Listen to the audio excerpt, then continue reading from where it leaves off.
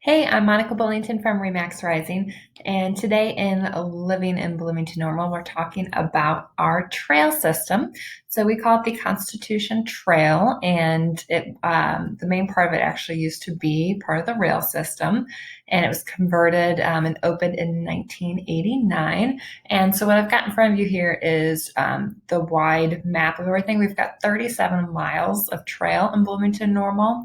And I'll link this map below so you can access it yourself.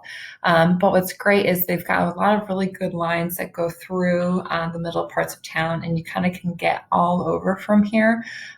So zooming in here, you can see the red and yellow lines that basically go all the way through town. So you can go a straight shot pretty quickly from, down here, Washington, and basically go all the way through.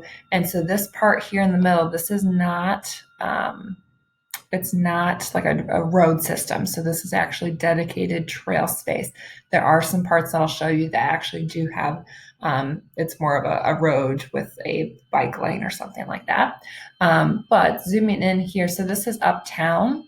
So if you've seen the Uptown Normal video, that I did. Let's see if we can zoom in here. There we go. So this is Uptown Station basically, and this is where the Amtrak is. So you actually go around some of the Amtrak track up here and then continue on throughout Uptown Normal. And this yellow line will shoot you all the way up through, there we go, up through basically to the north part of town. So this yellow line is really going to be what you're going to take throughout most of the community here, and it stops here at that's down off of Croxton down there. And another big line is going to be this orange one here. This takes you through a lot of the east side of town. Most of this is all dedicated trail space as well. We do go under Veterans Parkway. So Veterans Parkway is this big road here. So there's actually an underpass. So you'll go underneath that and not need to fight traffic there. There are some nice parts of Tipton Trail of the neighborhood. It goes around this lake over here. So you do have some nice scenery to go that way. And it ends over here at Towanda Barnes. So this is a busier street out here. You don't see a ton of bikes off of this road. So this is where the trail ends currently, going that direction. And all of those numbers represent different amenities, and some spots will have water fountains or restrooms and stuff like that. So your map over here will tell you about that. So I'll link this below. But this blue trail here is a great option. This goes out west here.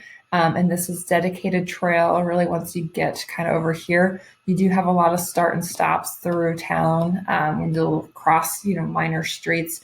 But once you're getting out here, for the most part, you're on trail, and then you can hit those county roads and travel outside as well there. And then you do have a couple spots on the south side here. You've got State Farm over here, so there is some trail access over by State Farm that goes into some of these neighborhoods.